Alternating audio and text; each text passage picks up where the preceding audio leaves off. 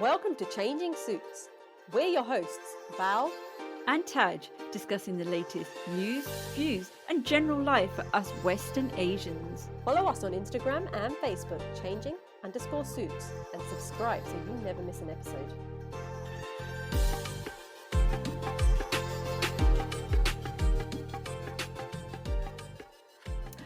Hi, welcome to Changing Suits. My name's Bal. And my name's Taj. Today we've got Mandeep Malhotra with us, who will be discussing his journey in regards to his organisation and the volunteer work he does with Alcohol Free Sikhs. Now, Mandeep himself is a hypnotherapist, a psychotherapist, and an NLP practitioner. And I'm just going to, before we get into the reason he works with the organisation he does, just talk about his own work that he does. Hi, I am Mandeep Malhotra. I live in Windsor and I offer hypnotherapy, some modalities of psychotherapy, and NLP, which is neuro linguistic programming practitioner, in my private practice based in Windsor, and a couple of days in Slough and a couple of days in Harley Street, London.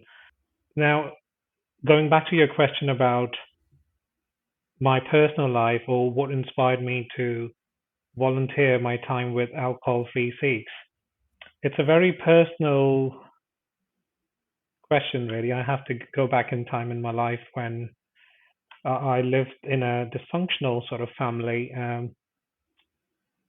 early 90s, late 80s. My dad had a severe alcohol disorder. We four siblings, mom, grandparents, we all lived in one house. His just daily routine was get up in the morning, go out, get drunk. That was his aim, so to speak. I'm not blaming him for what he's done. Is the wisdom and the knowledge that I have today, I'm seeing him as somebody who suffered in his own journey as an individual. He suffered as a father in his journey. He suffered as a husband in his journey. He suffered as a son, and so forth. And the impact that it had us as a family. Obviously, my mom didn't have a quality marriage. We, as siblings, as their children, didn't have a quality upbringing. And due to the shame and the guilt, the lack of resources back then, it wasn't even often talked about. So everything was kept under the cover. On that point, I mean, we come from a Punjabi household. Mhm. And one thing, even now, when you talk to friends that might not even be from our community, the Yeah. South Asian, or not even the South Asian community, you could even people from outside of the South Asian community. You know, if you say, "Yep, from Punjabi, from a household," the first thing he'll say is, "Oh, you Punjabis know how to have a good wedding, don't you?" Yeah. And that Yeah. is literally the conversations I've had with people that are white. In fact, you know, I've got a number of white friends who've said exactly that. Mhm.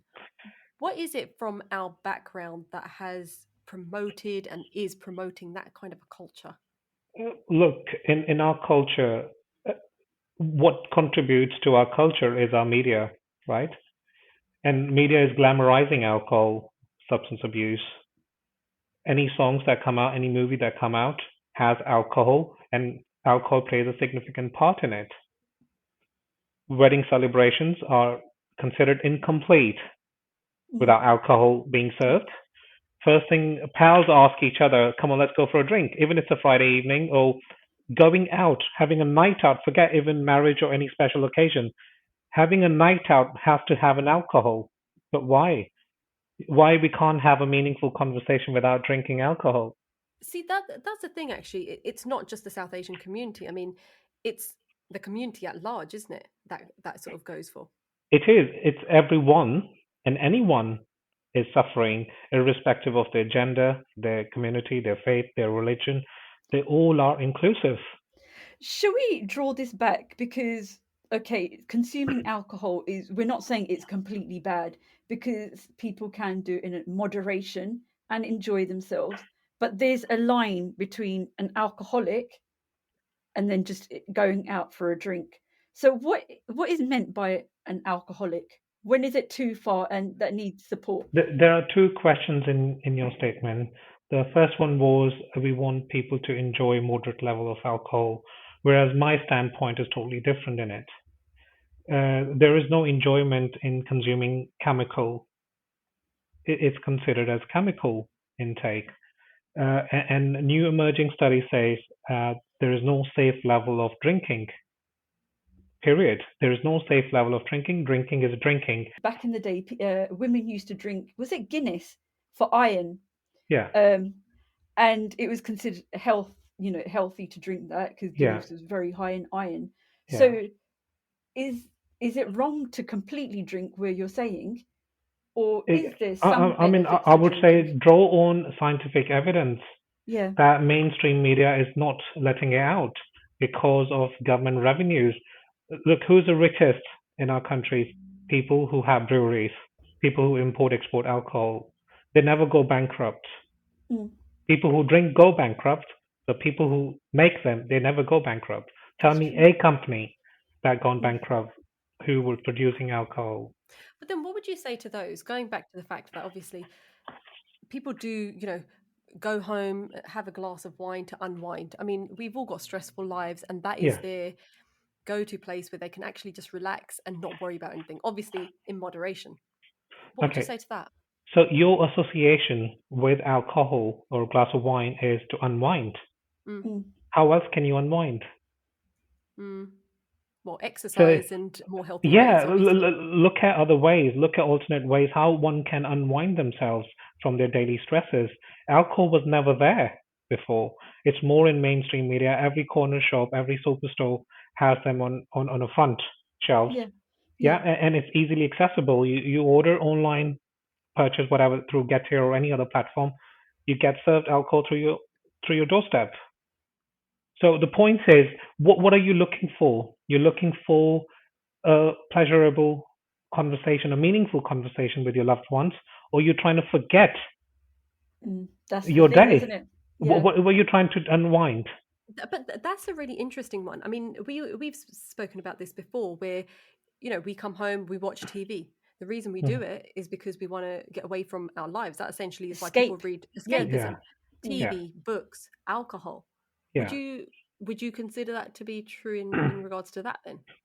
Yes, I can give you some context to it. Why I said alcohol can be avoided as a source of relaxation. Mm. I go once a week to a local hospice and I work with cancer patients there. Guess what? The first thing they would say, I wish I had known this. I wish I had stopped. I wish I had other means to take help. I wish I had spoken with my friends. I wish I had spoken with my parents about my situation. I wish I had done that, but not relied on alcohol or substance, which they did. And they can't go back in time and correct and make things right for themselves. Is there a point at which alcohol does become like, I suppose it's going back to Taj's previous question, what is a moderate drinker, and then where do you cross the line of being an alcoholic? Okay, let's say often people pick up their first ever glass in a moment of enjoyment. Let's assume that, or peer pressure or family pressures. You're in an occasion, you're amongst friends, family who are drinking, and they ask you to take that drink. You've had that drink in a moment of pleasure. Now, we are not immune to when we hit our lowest patch in our life, when we hit the low, and often those friends or families are not around Mm. who introduce us to alcohol. What you are left with then is just that glass. And that's what people do. And they don't realize when everybody's off the picture, when you're at your lowest, nobody's coming and checking on you. You don't have money to go out with your friends anymore to spend on them. It's just you. So all you do is go back on alcohol or substance to ease that pressure off, to kind of find a rescue in alcohol. Is that safe to do so? So it's all began from a happier moment. But just going back, okay, so maybe those friends, family were there and they were trying to encourage the person to stop drinking, and the drinker just does not stop. What do you do in that situation? Because they're trying to be there, supportive. Once it's penetrated into their behavior patterns. Yep. All that encouragement doesn't do any good. What you see as a support, the sufferer wouldn't see as a support. Mm. Mm. Whether it's a financial support or whether it's a physical support or emotional support, it's become their autopiloting. Like they drive a car, they will go to their local store, pick up the booze, come home without even thinking. They're pouring the drink and drinking it to the point they get sick. It's become a habitual thing. Habitual, and without even. I often ask my clients, "Have you ever tasted alcohol? Can you tell me what it tastes like?" Mm. And 9 out of 10 people, they can't describe me the taste of an alcohol, Because they're just whatever they knocking it drink. back. They're just Yeah, they knocking it they back. just don't know what they're drinking. They're just drinking it. And talking again about the family and the support, how does that mentally impact them? Because you went through that as well. Yes, How did it impact you? How does it impact them, the people that are around the alcoholic? there is no measure in it. I think the whole life is scarred by the traumas that children what they go through, wives, husbands what they go through, parents, grandparents what they go through living with somebody who is alcohol dependent, substance dependent. It's a massive scar, it's a massive trauma, and it takes years and years and hampers their own quality of life. Each individual wants to live a quality life. That's the end goal, that we all want to live a quality life. And if something is holding back, it's all this. Alcohol itself is not a problem, and often something is changing in person's inner landscape that they Yeah, can't cope with on their own. They haven't got the resilience to live through that phase. yeah. And what they do then, find an escape route. What is the escape route? Without telling anybody else, not seeking help, right? In your personal experience, how old were you when you sort of went from that phase of thinking, oh, dad's just having a drink, to he's an alcoholic? How old were you? I think by the age 7, if I'm correct, Mm. and as I progressed toward to be adolescent, kind of reality started to kick in when obviously you didn't have means to, you never turn up for your parents' evening. People often ask, where's your dad? You don't have the answer. Uh, Birthdays are missed, isolation, neglect. So, I mean, there is no set understanding as to, as a child, when you would understand that. Mm. But it's important now, ever so important to protect children in the household. It's ever so important to protect wives and husband now. Uh, there's so much help out there. We are talking about day in, day out. Let's not hide. So you were quite young at 7. I mean, going back to what you previously said in regards to when people are introduced to alcohol, and nowadays it is very young. I mean, as soon as you hit teenage years, we all went through it. We all went to school where the cool thing would be, oh, do you want some alcohol? Yeah, That's how it was. It's always been yeah, like that. And you were yeah, obviously coming up to that age, okay, 7, 8, maybe a few years later. How yeah, did that encourage you to drink? Because one thing that the evidence shows is, for example, with smokers, if the parents smoke, children are more likely to smoke. yeah, Is that the yeah. case with alcohol as well? I think by the time I turned 13, I had lost my dad. So the trauma was huge that I could not think of taking alcohol to overcome that trauma. It was Mm. more to the point that how can we protect our little family now? Because everybody is broken. It was the lowest ever patch that I've ever thought I would hit in my life as a young adolescent. And my siblings were even younger. I'm the Mm. eldest one in my family. My sister was only 6 at the time. Mm. Mm. So seeing what she would have saw back then and protecting that little soul was the priority. So in my own personal life, it didn't become that I need to rely on alcohol to get through this. I had spiritual help. I had my grandparents who were absolutely amazing. They carried us through that phase with with all the commitment and dedication to protect us, and my mum, of course. But it's not. It's very very difficult. I don't wish this upon anyone. And Now there's help there. I keep telling people, do not hide, do not feel shame, just get out there. So you've just mentioned shame. Why do we in the South Asian community feel shamed, feel worried or scared to go and get that help? Where is that shame coming from and why is it coming? It's culturally embedded. The reputation that, oh, you belong to this caste, etc., etc.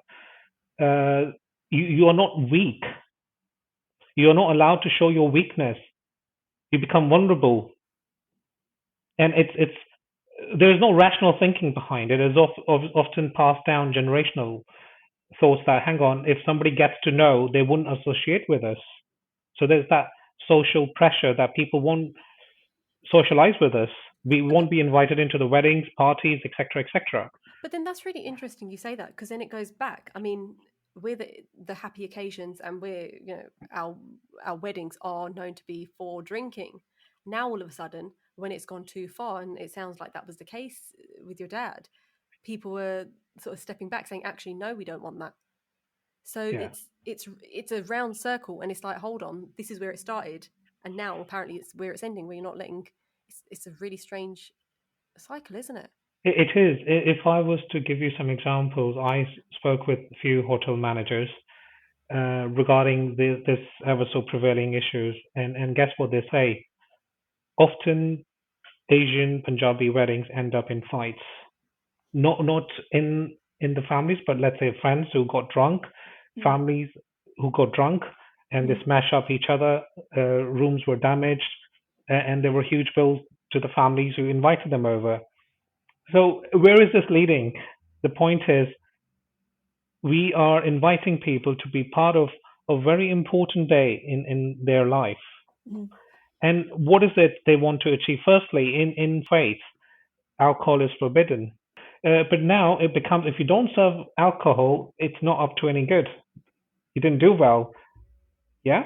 you've been stingy. Mm, Yeah, you've been stingy, or you didn't take care of your relatives, friends, like we did at our time. mm. So that pressure on parents, I think parent needs to become okay with it. That who they're putting first. It was funny because our dad used to drink when we were younger, and we used to Right. always have people round on the weekends, stay till late. As soon as the drinking stopped, the party stopped, the guests stopped, and those people weren't around anymore. It was like, oh, you're not serving alcohol, you're giving us a juice. What's that? Yeah, Going back to that whole pressure thing scenario. So when you're first, the peer pressure of, oh, do you want to start alcohol when you're adolescent? This is the starting point. Oh, join us. We're doing this. The peer pressure's there. When there's yeah, a wedding, what you've just said, families feel the pressure of, oh, to make this a good wedding, the peer pressure again has been put on. Get the alcohol yeah. there. So the pressure is always there. But where is that pressure initially coming from? I think it's self-built up pressure. We place the meaning on those words. We place the value in those words. Nobody's forcing it upon us that you have to have it or we won't turn up. If you are good enough and you would say, you know what, thank you, but no thank you. If you don't want to turn up, don't turn up. Mm, Who you're putting first is your family. And Mm, imagine people who are there on your wedding or somebody's wedding get drunk. You don't know if somebody's actually on a severe level of alcohol disorder, already suffering, and end up dying. And these things do happen. mm. So you're scarring the special occasion with somebody's passing due to the alcohol. So are you saying that it's kind of selfish to be serving the alcohol because you don't know what your guests are going through in that case? Exactly. Often people observe this. I mean, whenever you go for any wedding or any other occasion where the alcohol is being served, you observe people around you. Often people are drinking just glass after glass without even thinking it, without even looking at the glass. They're just knocking it down. mm, And the whole essence of meeting people is gone. The purpose of these weddings where you meet the people you haven't seen for years. You come together and celebrate it and enjoy each other's company, not just forget about everything. is often the problems at home, is often the problem in their head. They just go drink after drink. They won't even remember what happened on the wedding. Ask them next day, or maybe 2 days are gone in hangover anyways. Follow us on Instagram and Facebook, changing_suits, and subscribe so you never miss an episode. In regards to the medical issues that are associated with alcohol abuse. Yeah, Now, yeah, you've mentioned that obviously your dad passed when you were 13. yeah. Can I ask, what were the complications there? So what does it mean if someone's an alcoholic? What is the impact on their body? Liver failure straight away. Yeah, your malnourished body, even though you eat well, it's depleting your vitamins. It's flushing it out. It's a chemical. Mm. It's not a healthy drink. Remember, chemical has a purpose to serve. You wouldn't take a glass of bleach and knock it down, would you? Only because that's labeled fancily as Johnny Walker or whatever that is. And it looked fancy, served in a posh pubs bars. You pour it in your glass and you drink it. If bleach started to being served on bars and pubs, would they? So No. it's the understanding alcohol, what it is and what it's doing to me. It's killing organs within you without you even knowing it. Topmost cause for cancer. People are more prone to cancer if they're drinking or smoking or on substance abuse. So we all hear, as soon as someone says alcohol, the first thing obviously comes up as liver failure. Yeah, Yeah. that's generally how it happens.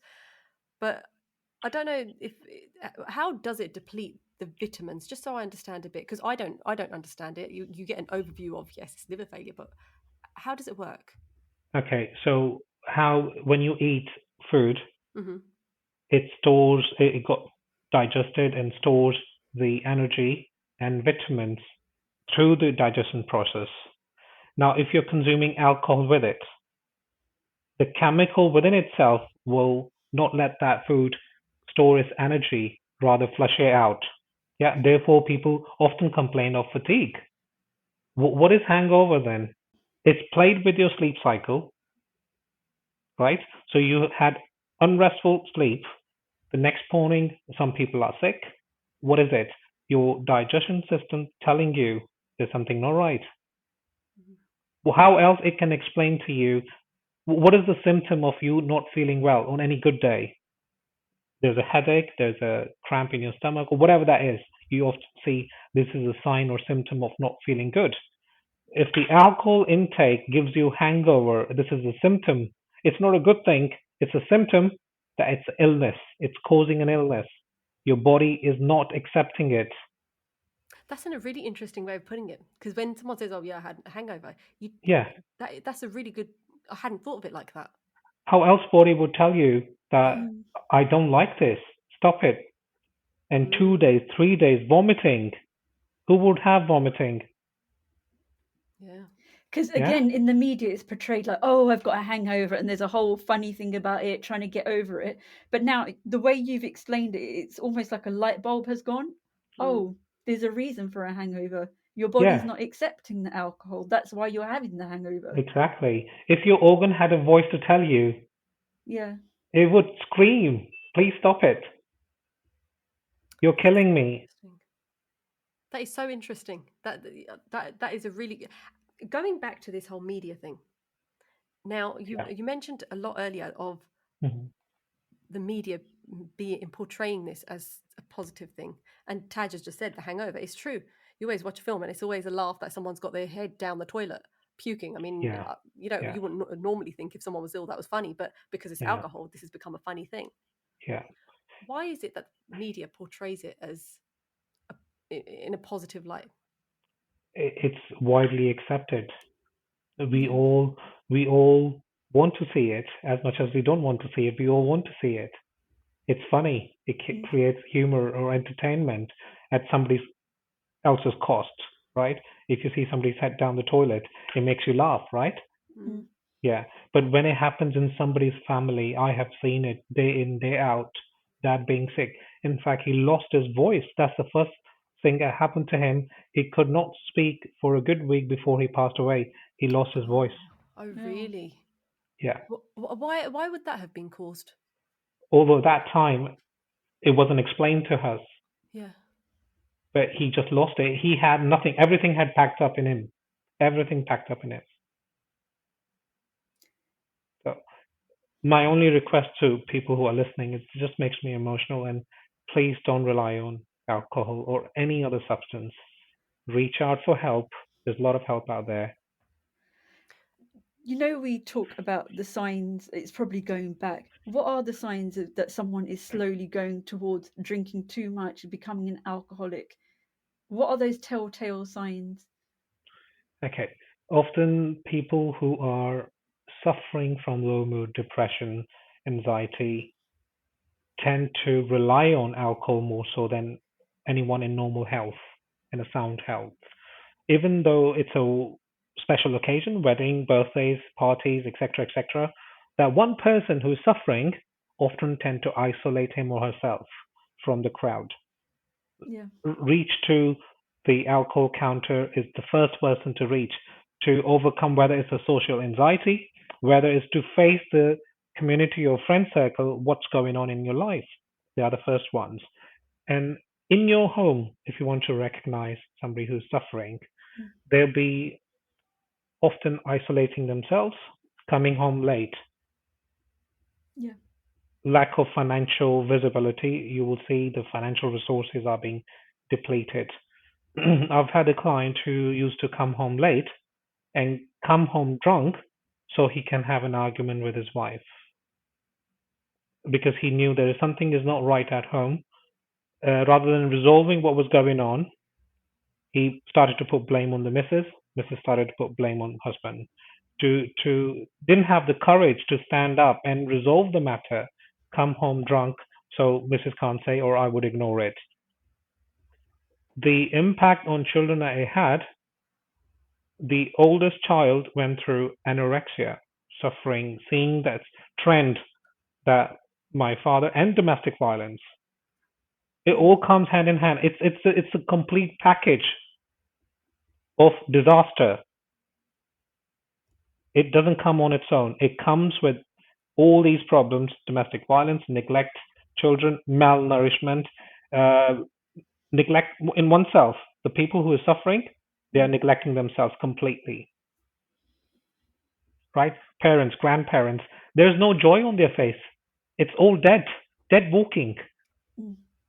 no enjoyment at all, and often complaints and worries.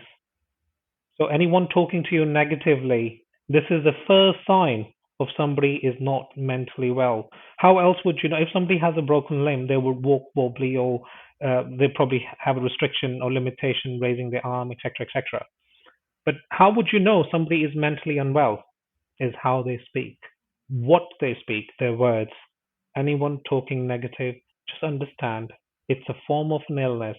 Why they're being so negative? If you do suspect that someone you love is perhaps becoming an alcoholic, if that's the right Yeah, term for it, what would be the steps to take from there? that's a very good question. First thing to do is to acknowledge and understand and respect it. In our community, especially, it's a blame game. ਤੇਰੇ ਕਰਕੇ ਸਾਡਾ ਘਰ ਖਰਾਬ ਹੋ ਰਿਹਾ, ਤੇਰੇ ਕਰਕੇ ਬੱਚੇ ਏਦਾਂ ਆ, because of you, blame game. No blame here. It's an illness. Mm. Let's all understand he or she hasn't got control over their behavior patterns or habits that they formed in the past years. It doesn't happen overnight. So going up to them and having a gentle conversation, I think there's something going on. I suspect there is something going on. Can we talk about it? And how often do you drink? What do you drink? Who do you meet? Within the anyone who has five friends, they can tell you these are their five friends. You can tell what kind of future they will have. If they all drink, the person is likely to drink. Mm. They all smoke, they're likely to smoke because they all find similar qualities in the people they want to mingle with. It becomes your Oh, community, and that has a yeah, massive impact it's on like you. group. It's like creating your own gang. Mm. Yeah, so you feel the necessity to belong to someone or something or a group of people. But going back to your question, how to recognize this. So when you recognize this, there is a problem. Go reach out to the person if you feel comfortable enough, and educate the person. There is help on NHS website. Yeah, and there are local community hubs that are set up by local authority where somebody can walk in. It's completely confidential and talk about what they're going through and why they're going through this. In regards to the NHS, obviously with COVID and so on and so forth, funding has reduced quite drastically. Yeah, How has that then had an impact on how they can help people that may have an alcohol that might be abusing with alcohol? of course. Well, we owe a lot to NHS. They've been incredible support to one and all, not just through lockdown, before that and after that too. As far as their resources are concerned, they're always under pressure, under constraint due to funding or any other reasons. Somebody, let's say, walk in to their clinic or to the GP, say, I've got these symptoms. First thing they do, antidepressants.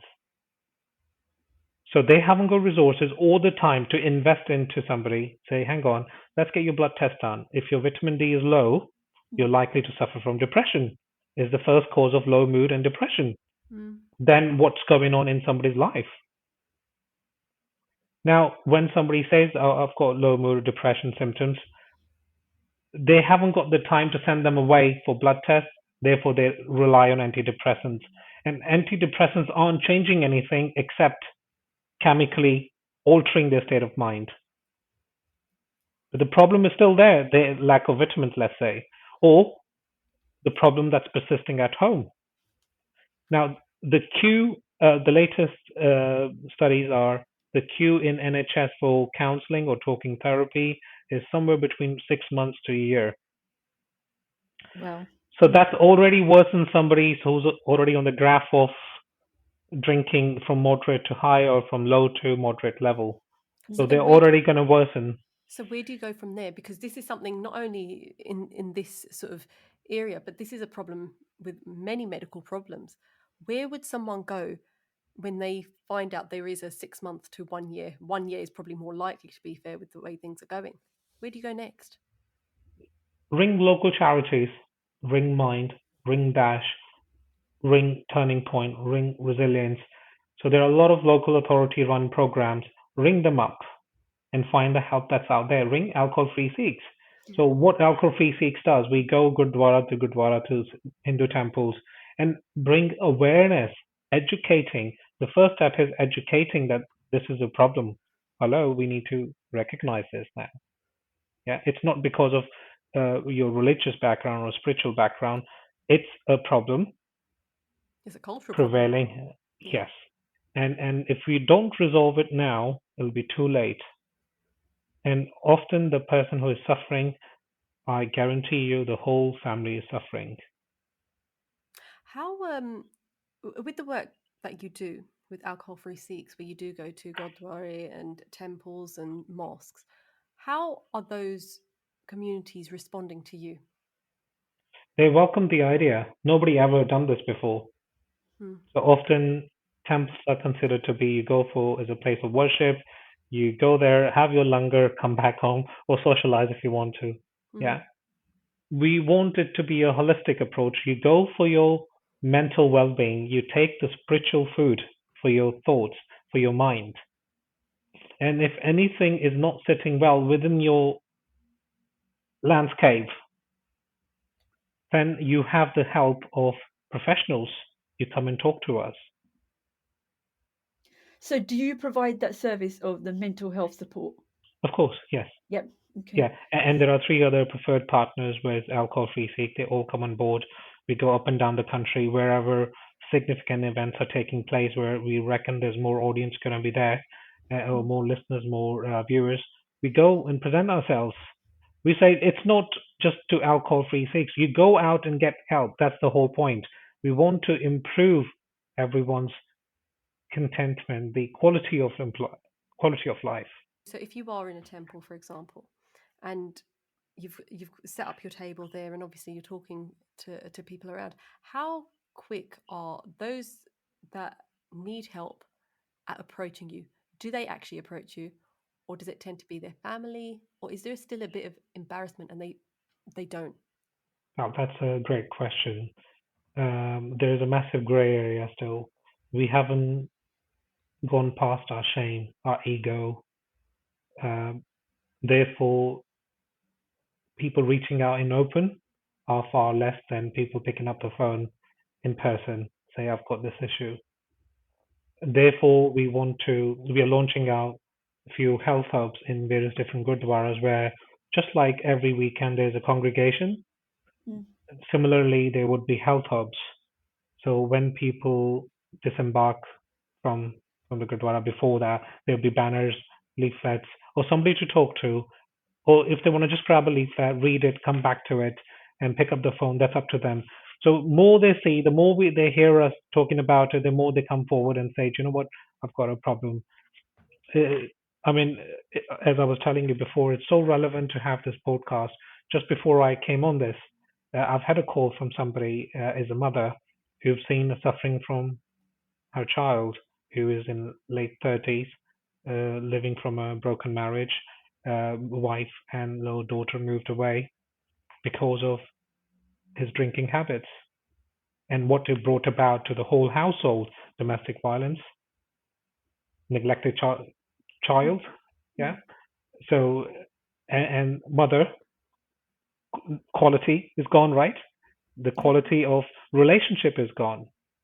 But it's so interesting that you've said that a mother who must be in her 50s, 60s, obviously we won't go Of into the course. case, Yeah, yeah. has actually approached you, because that generation would have even found it even harder than what our generation go through to approach someone, I would have thought. But it's sad that it's too late to reach out.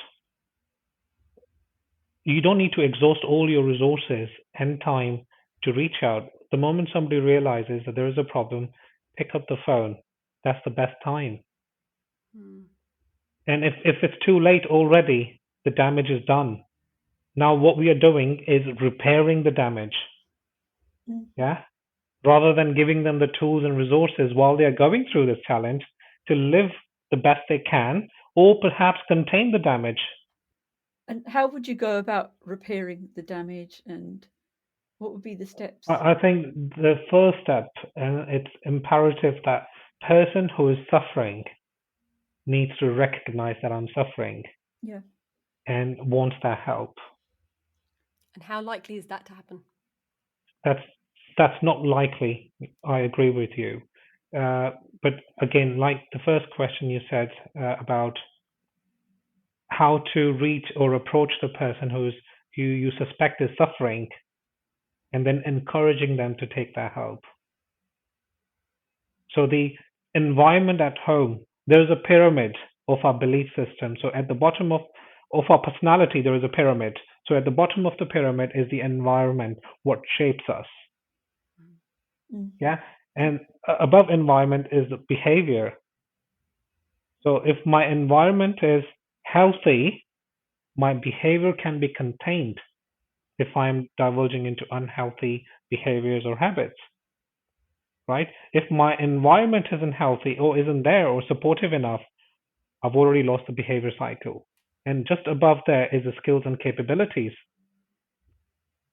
Although we are educated, we do well in our life, we work, whatever we do, those skills and capabilities fail if the bottom two don't align themselves.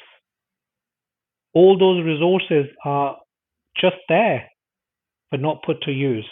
And the fact that the community is at the bottom of that pyramid, Exactly. that's where the issue, isn't it? That's where the Because if issue is. we've got a community who is encouraging this kind of behavior, which is pretty much what's happening, Yeah. then everything above is going to topple over. That's sorry, I was in a thought process as you were talking. No, That's no, why I no, was no, of silent. course. And that's exactly Yeah. what I was thinking.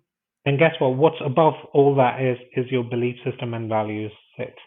So if somebody isn't grounded, isn't is not aware of who they are as a being, Mm. it's all going to start to collapse. When they hit the lowest patch, they don't know their identity, who they are, Mm. and they believe. So it's then easier to filter the information through to their subconscious mind. Somebody says, drink it. It's okay to drink. They will go and drink because their identity isn't there to protect them. Their identity, their belief system, their value system isn't there to say, hang on, not drink, or perhaps go and talk to somebody, or maybe I go to Gurdwara or a temple and find that mental serenity, the peace that I'm looking for. So it all changes. It all changes in the landscape. So all they need to do, how are we going to change now? We often talk about the problem. There's a problem. Yeah, that big pink elephant.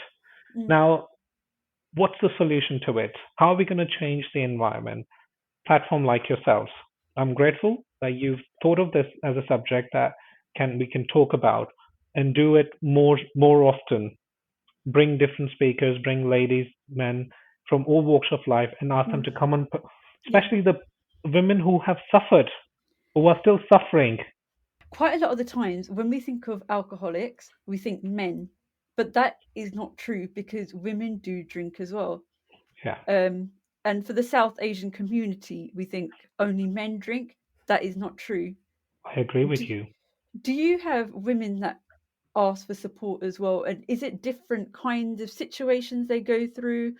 Is the whole dynamic different how you would answer to an alcoholic male or an alcoholic female? And if you go into any of the local hubs where just likes of Alcohol Anonymous or Dash or domestic violence clubs, where women come in and talk about openly what they're going through, why they're going through, you will often find that they ran out of resources in their life to cope with their stresses, cope with their anxiety. The pressure is sheer immense. Raising children, living up to in-laws' expectations, living up to their own expectations, living up to your professional expectations, and living up to your husband's expectations, or vice versa. Mm. The question that you've asked about whether they reach out, the answer is no. We don't often see until they're at the breaking point. Do you know what's really sad? I mean, we've done a number of podcasts with different people who deal with different problems. And exactly what you've just said is the thing that's come up in my mind. So, where you said earlier, if people get help early enough, there's something we can do about it. But when it gets to a certain point, you're repairing it, but there's only so much we can do. And this has come up so many times because in our community, we're not raising enough awareness. There's so much shame Exactly. that we wait to the point where actually now I need that help, but it's too late. And it's such a sad thing that the same story is coming. Doesn't matter which illness we're talking about, it's the same story. And it starts off with the fact that that shame is initially there and the awareness isn't being raised, that it's too late Exactly. for people. And in some cases, very rightly so, the culture values that you must not speak before your husband or you must not speak before your elders, etc., is embedded in our young girls, ladies, men like.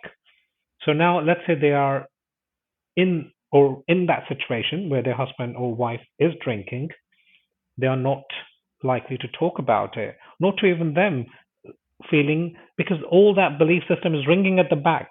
Don't do Shame. it. Yeah, the Yeah, shame. don't do it. Don't Yeah. do it. My dad said don't do it. Mm. It's okay. It's okay. ਤੈਨੂੰ ਕੁੱਟਦਾ ਤਾਂ ਨਹੀਂ ਫਿਰ ਠੀਕ ਹੈ ਪੀ ਲੈਂਦੇ.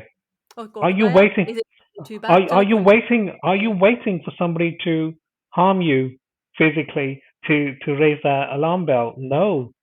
These are Mm. the symptoms and signs when you think your husband or wife is coming late and making excuses late, and they're often drunk and often withdrawn from your family affairs or forgetting things. Yeah. Or you think you don't have a healthy relationship, whether it's between the parents, whether it's between siblings, whether it's couples, whoever they are, or friends. Just understand there's something not right. As we bring this podcast to a close, because we've learned so much, I mean, there's things that I hadn't even expected to come up in this podcast. Because when you think about alcoholism, you think of the normal, the things that are generally out there. I knew we'd talk about media glamorizing it. I knew we'd talk about, the fact that people do get to a certain stage. But like I said, what has shocked me is the part where you've said, going back to it, if it's too far, what can anyone do about it? It's a tough one. What Yeah. advice, as we close this podcast, would you give to someone that in the back of their mind thinks, I do actually need help, a loved one is going through something? What advice would you give them? I would say first thing, realize that we all are good enough for who we are. We all are unique, absolutely unique. There is no comparison. And value and respect yourselves. And self destruction or self destructive comments are like taking a sledgehammer and cutting your own body. Start using positive words for yourself that I'm good enough. I like myself. I respect myself. If you respect yourself, only then the person next to you will respect yourself. Therefore, more resilience in you to deal with your daily stresses. Something has happened at work. I can come home without taking away the pressure of work, because who is placing the value in those words is me. Let's say if the work conversation happened in Chinese, the language I don't understand, would I take any meaning out of it? The answer is no, right? Who is placing the meaning on those words then? It's me. Yeah. Who's placing the value on those words? It's me. So I am building self pressure, being self critical, and bringing that home. Anything is not working at home, talk and understand what the other person, we all have our own map of our own world. And we think our map of our world is absolutely right. Mm. We all are full of imperfections. Accept yourself as full of imperfections. Our parents are not our gods. They are not fallibles. We need to understand they are full of mistakes. They are full of imperfections. Accept them who they are. Forgive them and forgive yourself. And that is all to build your own resilience so you don't turn to Yeah, things yeah. like Because alcohol. then you're good enough. Then you're content in your body. You're not putting your body through suffering. It's a temple for you to enjoy. Your body is your temple. Look after it. Look Yeah. after it. And this is the only opportunity. You ask anyone, it's very sad to say actually, lady I met the week before at the hospice is no longer here, although she was given 2 months. Uh, the time is the precious thing in our hands. Yeah. Before it's taken away, value it, respect it, and there's no shame. We're gonna drop. Everybody's gonna leave alcohol substance one day. The the matter is whether you leave it first or the things will leave you first. And on that point, I just want to say a massive thank you, Mandeep, for sharing your personal story, because I know that's always a difficult one. I mean, we can talk about, someone else's story, someone else's, but when we talk about our own personal story, um, it, it it's a lot harder. So thank you for that, firstly. And the Thank work you. that you're doing now, it is something that our community does find hard to talk about. But the work that you guys are doing at Alcohol Free Sikhs is something that is new, which is why we wanted you on the podcast. And Well, thank you. it's, although people might feel the shame at some point, they will change their mind, and you will have so many people saying thank you, because I just think it's a massive subject that we don't cover at all. Yeah. Although the name suggests that Alcohol Free Sikhs, it's not for just Sikhs. It's an inclusive organization open for any individual, families, for any walks of their lives, faith, religion, background. You all are welcome. Come and talk to us. Pick up the phone, and we're there on the other end of the phone to give you that helping hand to get through your difficult phase in your life. That's goodbye from me. And goodbye from me. Follow us on Instagram and Facebook, changing_suits, and subscribe so you never miss an episode.